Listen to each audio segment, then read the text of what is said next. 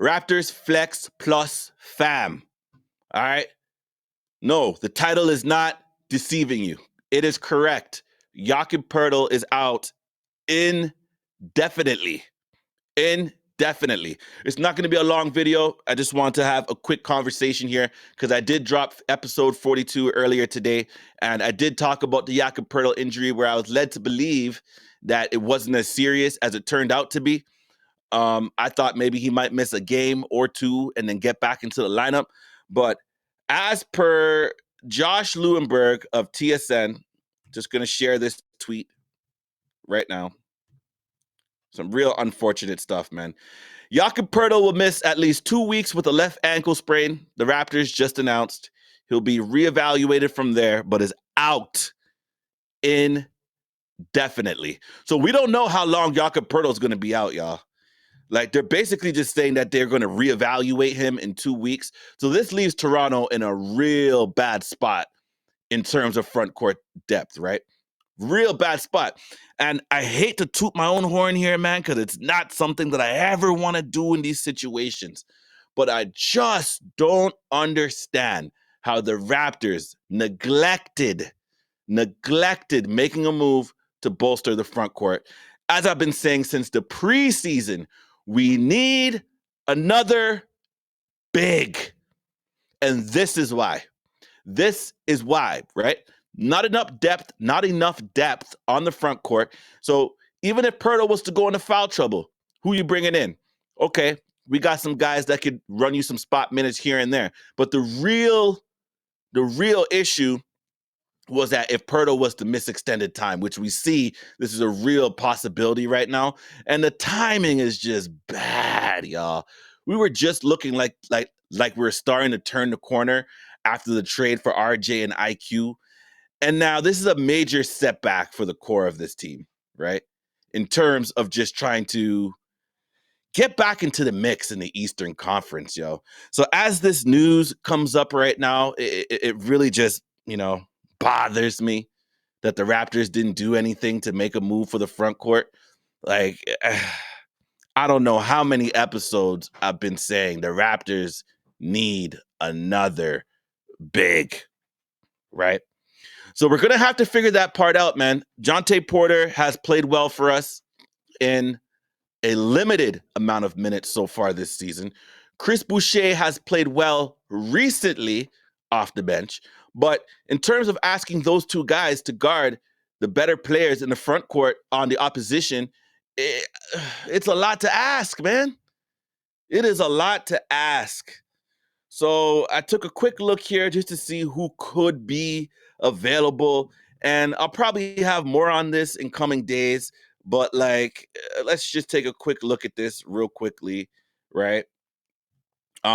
This list was compiled via Hoop Rumors, Real GM, and Player Agents, right? So centers available. Khem Birch, we know who he is in Toronto. He played under Nick Nurse's system, which is different from Darko, so it's not like it's just a seamless integration. We're going to have to do some more work behind the scenes if Khem Birch really is that guy. 31 years old, maybe just a 10-day contract. I'm not sure how the Raptors will need to go about this. Tony Bradley, not too sure about that. I remember him from University of North Carolina, but obviously he's never been able to find his footing in the league. A name that kind of pops off this list right now is DeMarcus Cousins, man.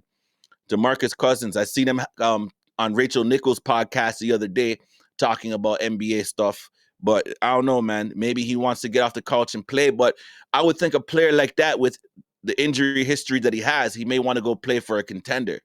You know what I'm saying? And right now, the Raptors are just kind of building and developing, but we are in a rough spot. So I don't know. Maybe this could be an opportunity for him to show what he can do so that maybe next year he might be able to secure a bag. But you don't really know what these players are thinking. You know what I mean? So it's really tough to say. Like Dwayne Dedman, I don't know. Do you really love any of these names on this list? Nerlens Noel, like injury prone. Myers Leonard was something at one point, but then he kind of had his situation online. I'm not sure if any of y'all heard about that, but he got caught up on some online stuff. And then same thing with Kai Jones, a young player, but also got caught up on some online stuff. So I don't know what the Raptors are going to do. All we know is that Jakob Poeltl is going to be out for at least 2 weeks. And we're going to have to try to figure out whether this is going to be an internal thing where it's going to be by committee between Thad Young, Chris Boucher, and Jonte Porter, or whether there's another player in the G League that we've been coveting that might be able to come in and give us a little 8 games or something. I don't know, but it's a dire situation that I don't have the answers to. And I'm sure the front office right now is trying to figure that out, probably from morning time. You know what I'm saying? So, really tough spot here for the Raptors. And this could have a real impact in terms of trading Pascal Siakam, right? I've been on record saying the Raptors shouldn't be so quick to trade Pascal Siakam. And I still feel that way initially after this after this injury from Jakob, right? Um, you don't want teams to feel like they have some sort of leverage on you. Like, yeah, I know the Raptors need to make a trade right now, so they offer you just a little bit less than the actual real value of the player, in this case, Pascal Siakam. So I don't know. Maybe we just need to hold on for a little bit longer, man. Hold on for a little bit longer, but not sure what the Raptors are going to do here. But we do have the Lakers tonight. Um, the roster that we have is the roster that we have for tonight, right? Going up against Anthony Davis. So in episode 42, go back and check that. I did talk about what we need to do with Anthony Davis, but this has turned out to be a much bigger issue than earlier anticipated. So I'm going to be keeping an eye on this story. Oh, man, it's so bad. It's so bad. It's so bad. Anyways, man, I appreciate all of y'all. And until next time, you know the flex is me, guy, and I'm out.